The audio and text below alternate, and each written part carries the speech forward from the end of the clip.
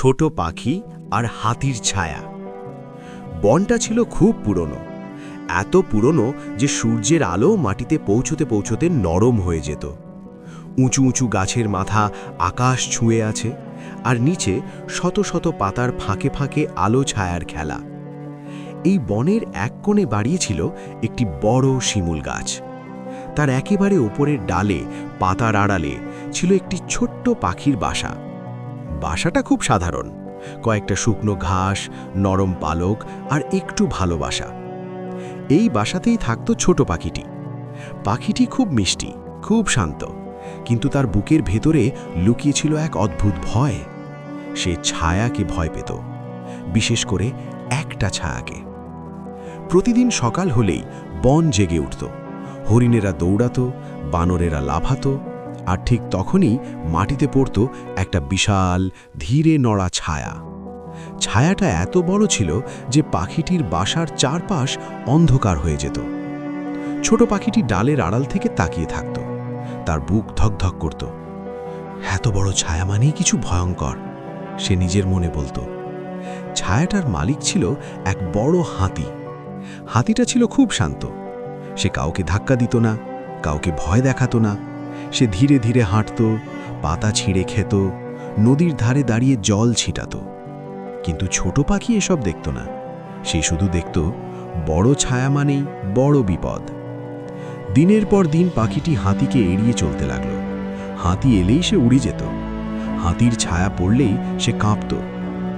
একদিন দুপুরে বনটা অস্বাভাবিক রকম শান্ত হয়ে গেল। পাখিরা হঠাৎ চুপ, আকাশের রং ধীরে ধীরে বদলাতে লাগলো। কালো মেঘ জমল, বাতাস ভারী হয়ে এলো। তারপর ঘোর বজ্রপাতের শব্দে পুরো বন কেঁপে উঠল। ঝড় শুরু হয়ে গেল, ডালপালা দুলছে, পাতা উড়ছে, গাছগুলো কাত হয়ে পড়ছে। ছোট পাখিটি তখন বাসার ভেতরে। সে তার ছোট ডানায় বাসাটাকে আগলে ধরল। এটাই তো আমার ঘর, এটাই তো আমার সব। হঠাৎ সে শুনল ক্র্যাক ক্র্যাক। এক বিশাল গাছের ডাল ভেঙে যাচ্ছে। ডালটা ঘুরতে ঘুরতে সোজা আসছে পাখিটির বাসার দিকেই।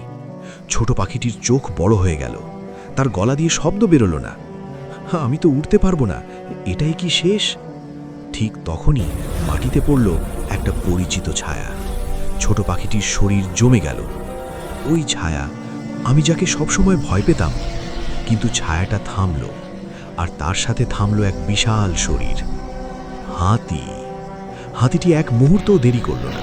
সে নিজের মাথা, কাঁধ আর শক্ত শরীর দিয়ে ভেঙে পড়া ডালটার নিচে দাঁড়িয়ে পড়ল। বৃষ্টি তার গায়ে পড়ছে, বাতাস তাকে ধাক্কা দিচ্ছে, মাটি কাঁপছে, তবু সে নড়ল না। ডালটা গড়িয়ে একপাশে পড়ে গেল, বাসাটা অক্ষত রইল। ঝড় ধীরে ধীরে থামল, আকাশ পরিষ্কার হলো, সূর্যের আলো আবার পাতার ফাঁক দিয়ে নামল। ছোট পাখিটি কাঁপতে কাঁপতে বাসা থেকে বেরোলো।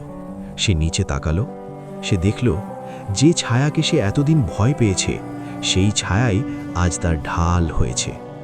পাখিটি উড়ে এসে হাতির সামনে বসল, তার চোখ ভেজা। আমি ভুল বুঝেছিলাম, বড় ছায়া মানেই ভয় নয়।